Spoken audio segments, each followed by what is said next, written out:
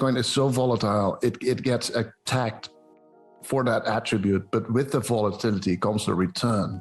And I guess experienced investors know that there cannot be return without volatility. But I've seen it personally with the stock to flow model and with Bitcoin now 3 times up and 3 times down, that when Bitcoin is up very much, everybody wants to buy it. And stock to flow model and PlanB is the man, the myth, the legend. But when it's down, and where we are today, and we experienced that in March 2020 with the COVID, when COVID first hit us, but also in March 2019 when I published the article, we were really very much down. Then it's all Bitcoin is dead and it's a bear market. It will go to zero. It seems like a black or white thing, and investors and people in general seem to forget that it's just volatility. And the overall trend, if you, for example, look at the 200-week moving average, the 4-year moving average, the overall trend is going up and never goes down. So yeah, I guess it's a question of perspective. If an asset is very volatile, then the chances of estimating or evaluating it very precisely are lower than if it's an asset that doesn't move very much, so like gold or actually any other asset. So to try to predict or evaluate Bitcoin, it must be a very rough estimation. And you're right, the stock to flow model is very rough. So stock to flow is basically saying that if an asset is scarcer, it should be more valuable. And well, how do you quantify scarcity? There is a known measure, that's the stock to flow measure. It's the number of years it takes for a reserve in a certain asset to replenish that reserve. So for gold, there is 60 years of production above ground stock. And so the stock to flow ratio is 60. So the scarcer an asset, the higher the stock to flow ratio, the higher the value of that market should be. And it's a very, very intuitive thing that scarce things are more valuable. And this model very roughly, very simply as well, because it doesn't use any other input variables, any other factors to value the Bitcoin. It uses that same scarcity to value Bitcoin. So it's very rough, it's very not precise, and I guess it would not be very usable for trading more than investing. So it's really a very rough compass, if you will, for investors. There's a lot of stories about manipulation, about the futures ETF coming alive with all the possible manipulation around that. There's a lot of speculation about central banks pushing the price down, much like in the gold market. It's much simpler than that. We saw a China miners ban halfway last year, and that wiped out half of the hash rate, half of the security of the network. That was a major thing, major structural event, macro event, you might call it even for Bitcoiners.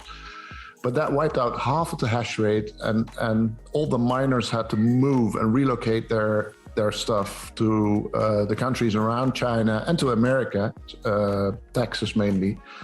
So that was the number one reason, very obvious, very clear, to impact the price of Bitcoin. And currently, obviously, a lot of tech stocks are going down. The S&P goes down, and a lot of other assets go down because there is a risk of interest rate rise, and the Fed has spoken about tapering, about cutting back on the quantitative easing, that helped any asset increase in value, if it was real estate or stocks or Bitcoin.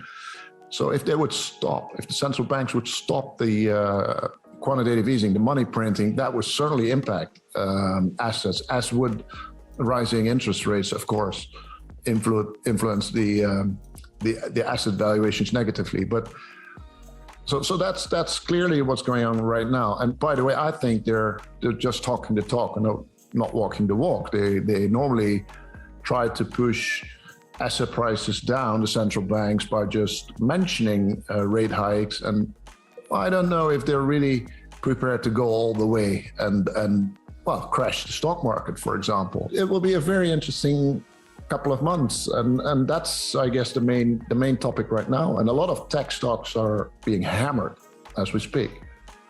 Has your view of risks associated with Bitcoin evolved since we last spoke about a year ago?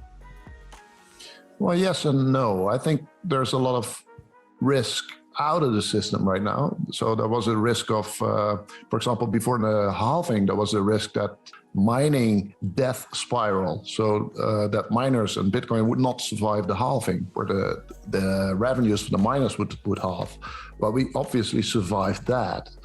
And then there was this big risk of China banning and China attacking Bitcoin. Well, obviously that risk has gone as well, because China is no factor of influence anymore. They stepped out of the Bitcoin market and pushed all the investors and miners away. So I guess there's a lot of risk that was in the market 2 years ago that is gone right now. Bitcoin is one of the last assets that is, for example, not supported by the central banks, like stock markets is. So there's a lot of volatility in Bitcoin, and I think it's here to stay. So there's a view that, like all the big tech stocks like Amazon and Google, that all the volatility and risk is in the beginning, before the IPO or just after the IPO. There's a lot of legal risk. There's a lot of technology risk about a new technology making it or not making it. But I think, and then later on, if the adaption kicks in, then that risk goes away. And a lot of people, a lot of investors view Bitcoin that way. So right now we're a little further in the adoption, and the volatility should go away. But I think Bitcoin is volatile by nature, so there is a chance that it will not be the same like all the high-tech stocks, Amazon and Google, and so that the volatility will. It's a double-edged sport. If the volatility goes away, the returns go away. So, but personally, I hope the volatility stays.